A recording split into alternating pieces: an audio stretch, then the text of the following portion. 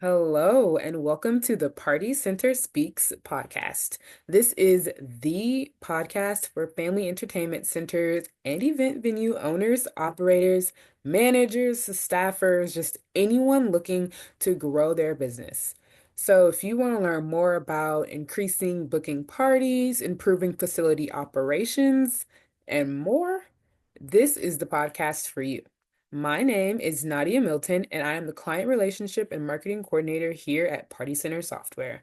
So I'm excited because in this episode, we will share everything AI and just talk about is it taking us over or not? But no, seriously, we're just going to talk about content creation and how AI can help benefit that. So, my special guest on today's podcast is someone you've all seen before. You've seen him on our webinars, you've seen him even in previous podcasts, Erik Weasenforth. Erik is the founder of Funworks Media, and Funworks Media helps businesses create fun memories for their clients through creative marketing strategies, including video production, graphic design, photography, social media marketing, marketing solutions. Anything marketing, they've got it. But Erik, I'll let you talk more about that. Thank you. I love the intro was amazing. Yeah, that's what I do. I do creative services for the entertainment industry, and I've been doing it since 2021 for my business, and a lot longer than that in my personal career. And I love the family entertainment industry. Awesome. That's nice. So, as I kind of mentioned earlier, today we're going to talk about how AI can play a role in content creation. AI is popping up everywhere, from AI-driven chatbots to content writing to graphic design. How do you think AI is specifically helping FECs, their businesses, and just with their marketing efforts? Yeah, AI is helping in a lot of different ways for FECs, in particular, like coming up with creative ideas for, let's just say, brainstorming content, for social media in particular. You can ask AI, hey, can you create a content calendar for January or February or whatever month it is?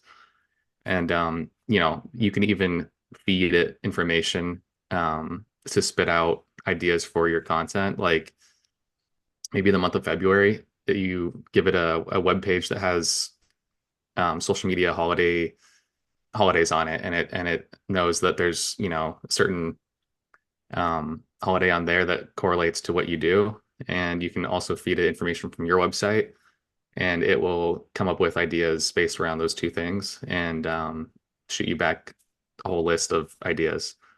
Um, and then you can take that step and turn it into specific content ideas, like Valentine's Day in particular. So you could say like, hey, come up with a script for a Instagram reel for Valentine's Day using this discount that I'm offering. And it'll come up with a great script and idea for B-roll, and Yeah. just shoot it back to you and make it easier for you. Awesome. That's a great point, especially on the fact of brainstorming because, we can't think of everything in AI actually can. So that's perfect. And I know at PCS, we're always talking about how content marketing is really the key to driving foot traffic and more bookings. So, what are some specific AI tools or techniques, at least, that you recommend for FEC owners who are just getting started with exploring AI-driven content marketing? Yeah, if you're just getting started, everyone should check out Chat GPT if you haven't already. The first time someone told me about the Chat GPT, they were like, dude, this thing can write a poem and your wife will not even realize that it was not written by you.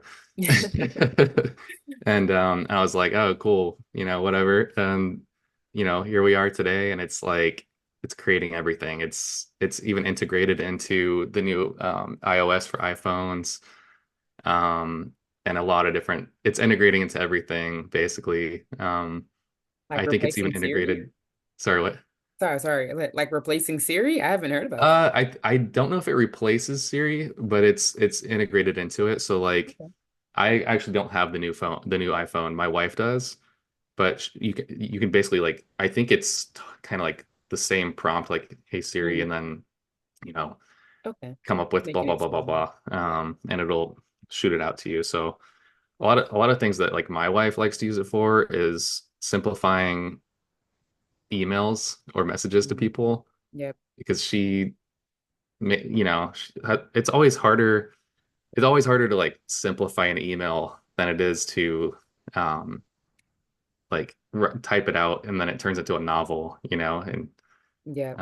making it easier for someone to read it and not be overwhelmed. Yep. But yeah, ChatGPT I would definitely recommend because sometimes too, even for creative people, you just get creative block and you just need a place to start.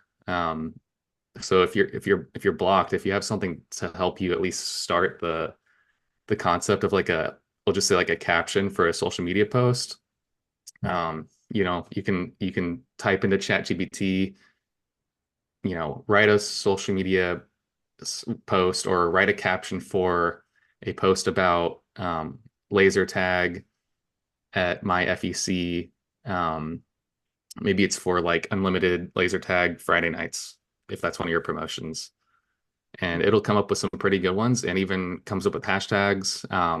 You can ask it to write it for Instagram. You could ask it to write it for LinkedIn if it were a LinkedIn specific type of thing. And it knows that those voices are a little bit different.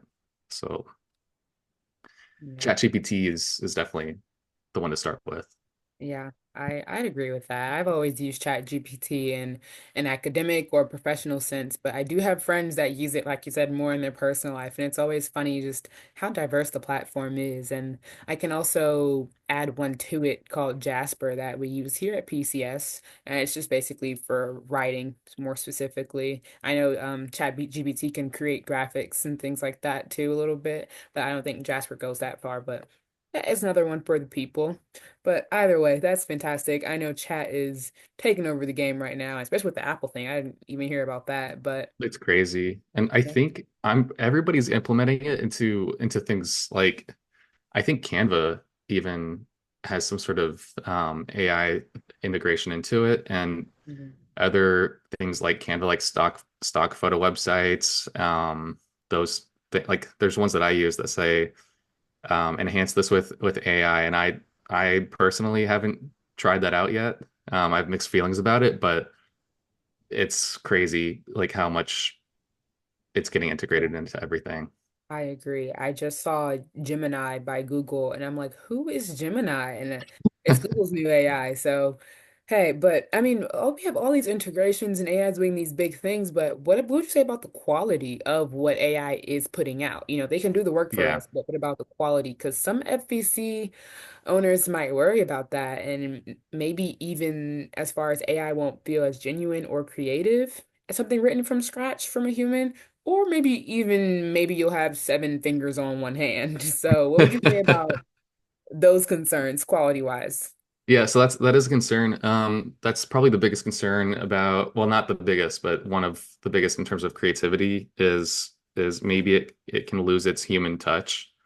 Um, maybe it's as simple as a social media caption for a post, and it's just there's certain things that you can just tell are not written by a human.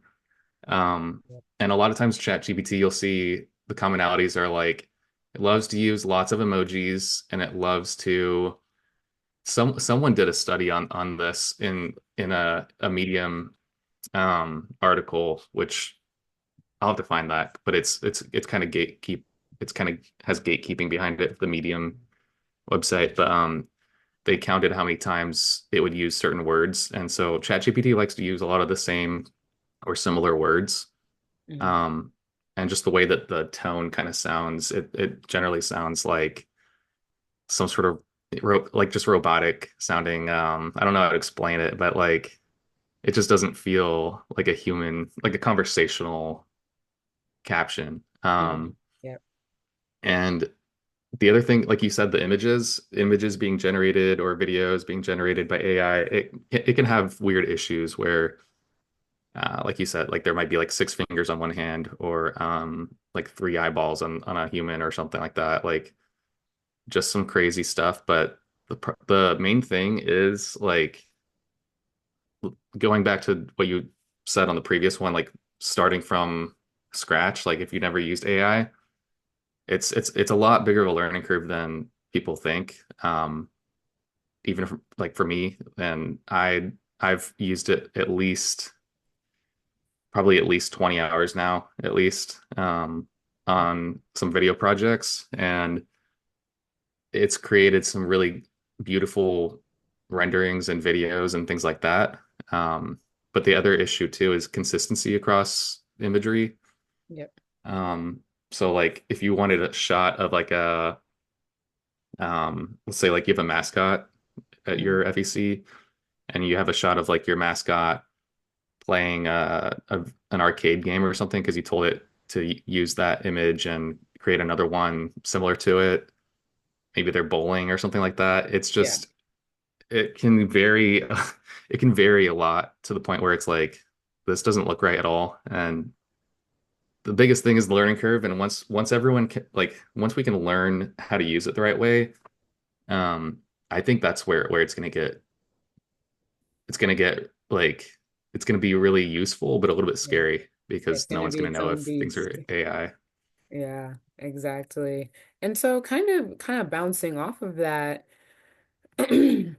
so since AI, like there isn't a human and you kind of have to train AI, Hmm. how would you say if the FEC owners can people in their company or anything can help the AI understand their company so that it does streamline their process and help with their content creation while still maintaining their fun, authentic, just branding and their voice.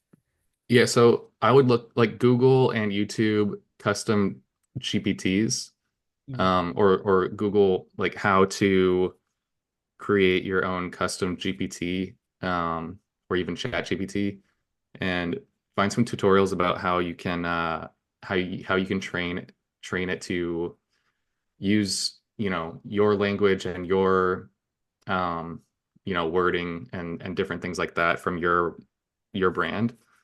Um, that's the biggest thing too that I'm still learning actually is just how do you feed it the right information to where it's not only using accurate information like hey, I have like five different birthday packages, like making sure that it's using the right pricing and inclusions, but also the right language because there was one project actually today that me and my video editor were working on, and it pulled copy from this page that had a bunch of inclusions, and the way that it was wording the script for the video used a word like trampoline Mhm. in the verbiage where it's not really a trampoline park at all. It's more inflatables in an FEC.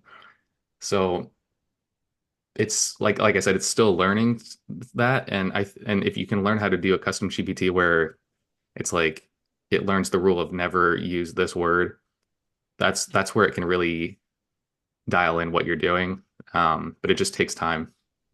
Yeah, that makes sense to train it. And people may not realize that you do have to check behind the AI more often than you think. And like we said, train it, check it kind of until you're getting more comfortable with it, truly knowing what you do. And even when people prompt things, I'll tell our listeners they can write out their audience. Like this is for moms who are booking a party in July and be really specific when they're writing their prompts in the platform because all that will matter. And they can even link things and say, hey, use my website, insert website as a reference. And ChatGPT will take all that in because saying, hey, write me a caption for a bowling alley versus, hey, write me a caption that will really cater towards moms with small kids who may want to have a birthday party at a bowling alley. Those two different prompts are going to yield vastly different results. And That's the true. latter, yeah, and the latter may be more useful, and then that's what'll help them build. That's what we try to do here at PCS too. So people may not realize that they're like the robot can just go, but we have to, like you said, really weird because it's going to become its own beast, but we do have to train it up.